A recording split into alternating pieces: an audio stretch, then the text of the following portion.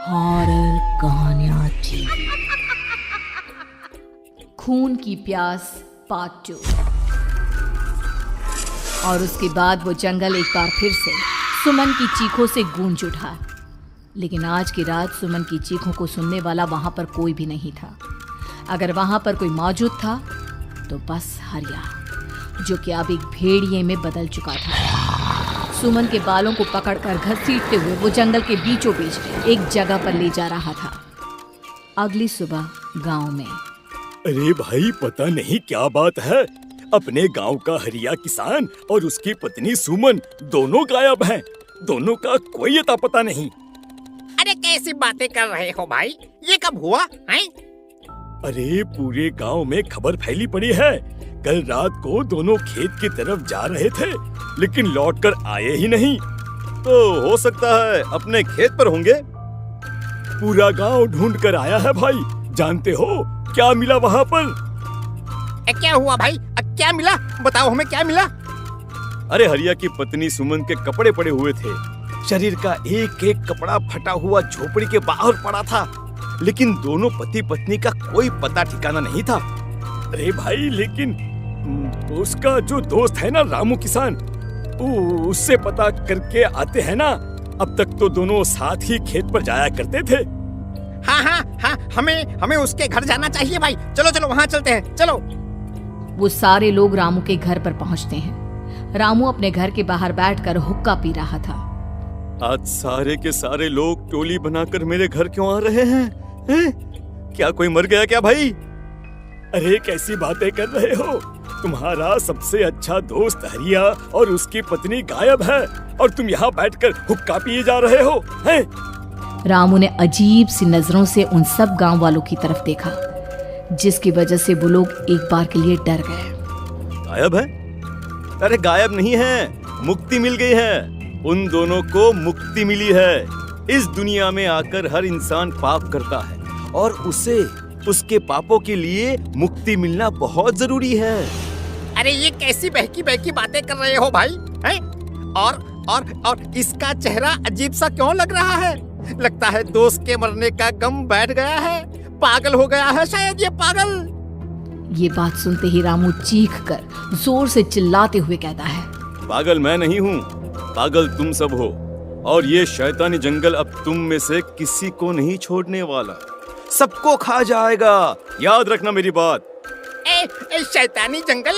कैसा शैतानी जंगल? लगता है रामू पागल हो चुका है। हमें यहाँ से चलना चाहिए भाई। चलो। तभी रामू की पत्नी बाहर आती है। नहीं, आप लोग इनकी बात का बुरा मत मानिए। 2 दिन पहले हरिया के साथ खेत पर गए थे। जब से वहाँ से आए हैं तब से ऐसी ही बातें कर रहे हैं। भगवान जाने ऐसा क्या देख लिया उन्होंने, खेत में कुछ भी बड़बड़ाते रहते हैं। लेकिन गांव के लोगों ने कमला की कोई बात नहीं सुनी, और वो सब वहां से चले गए। रात अब धीरे धीरे ढलने लगी थी। तभी अचानक किसी ने धीमी सी आवाज में रामू को पुकारा। रामू, आ जाओ, मैं तुम्हारा इंतजार कर रहा हूँ। और सुनो, अपनी पत्नी को साथ लेकर आना, नहीं तो काम अधूरा रह जाएगा। ये आवाज सुनते ही रामू के चेहरे पर शैतानी मुस्कुराहट आ जाती है। वो धीमे कदमों से अपने घर के अंदर आता है। क्या हुआ? तबीयत ठीक है ना अब आपकी? मैं तुझे अपने साथ खेत पर ले जाने आया, चल। मैं तुम्हारे साथ कहीं नहीं जाने वाली। मुन्ना गहरी नींद में सो रहा है, और उसे अकेला छोड़कर मैं तुम्हारे साथ खेत पर नहीं आ सकती। वैसे भी तुम्हारे उन खेतों में भगवान जाने कौन सा राक्षस घूम रहा है, मुझे तो डर लगता है। रामू गुस्से में दांत पीसता अपनी झोपड़ी से बाहर आ जाता है, और कमला गहरी नींद में अपने बच्चे के साथ सो जाती है। तभी अचानक रात को रामू की झोपड़ी के ऊपर एक साया वही गाना गुनगुनाते हुए घूमने लगता है, जो हरिया के मोबाइल में बजा करता था। मैं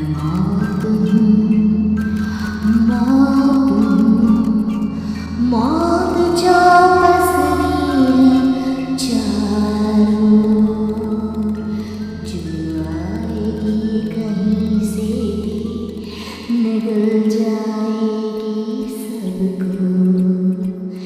मैं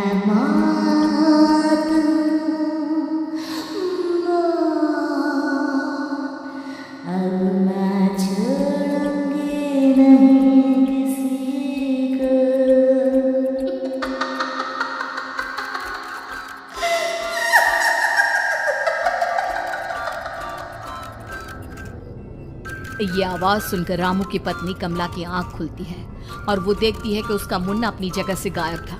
कमला चीखते हुए बाहर दौड़ कर आती है। वहां पर उसने देखा कि रामू ने अपने बच्चे को झोपड़ी के बाहर एक पेड़ से उल्टा लटकाया हुआ था और उसका बच्चा चीख चीख कर रो रहा था। वहीं दूसरी तरफ एक साया बच्चे के ठीक नीचे आग जलाकर उसके चारों तरफ हैवानों की तरफ नाच रहा था। छोड़ दो मेरे बच्चे को। अरे क्या कर रहे हो तुम? शर्म नहीं आती तुम्हें? अपने ही बच्चे को इस तरह मौत के हवाले करते हुए। अपना बच्चा? किसने कहा ये मेरा बच्चा है?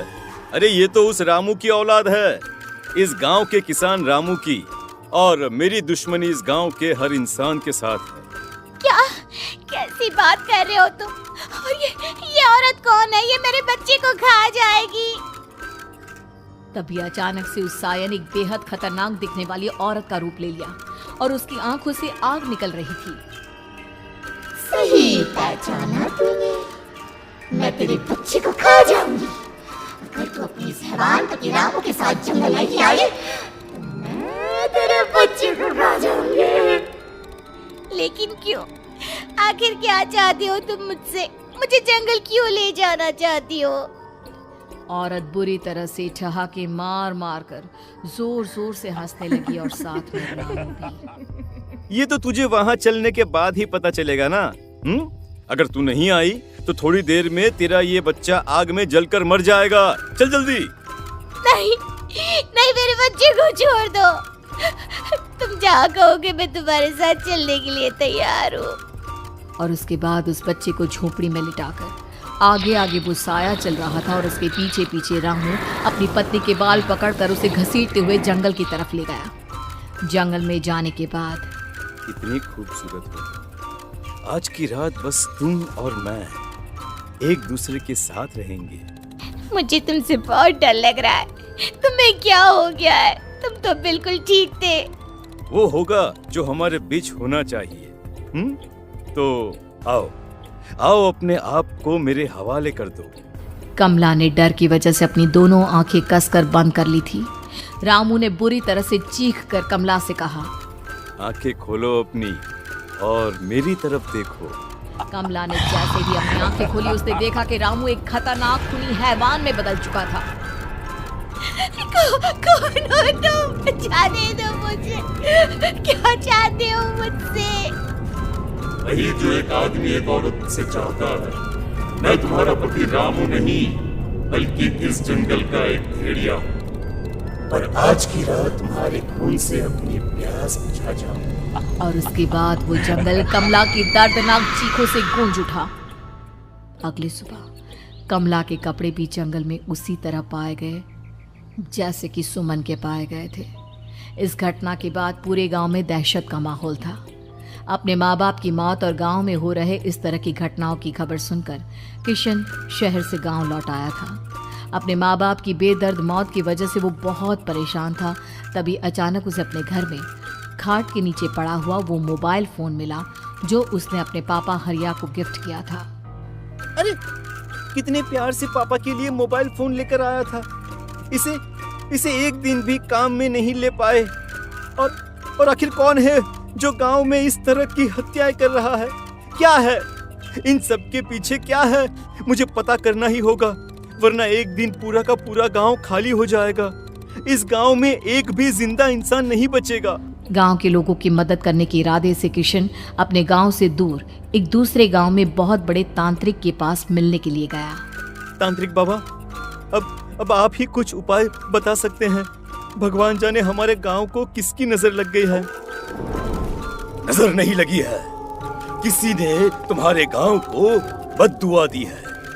किसी सताई हुई आत्मा का प्रकोप है और अब वो पूरे गांव में किसी को नहीं छोड़ेगी जब तक उसकी आत्मा को शांति नहीं मिल जाती। अरे लेकिन ऐसा कौन है बाबा?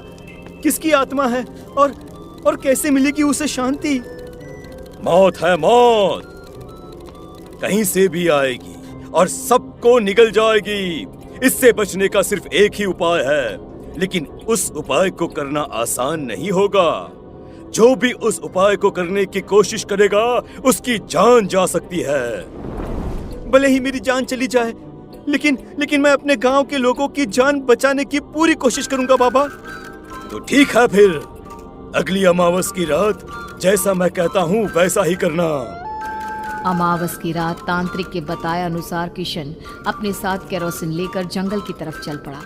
उसके हाथ में देवी के मंदिर का सिंदूर भी था। किशन जंगल के बीचों बीच पहुंचा। ये देखकर उसकी आंखें फटी की फटी रह गई। वहां एक उबलते पानी का तालाब था और कई लोगों की लाश लटक रही थी। किशन की माँ बाप की लाश भी वहीं थी।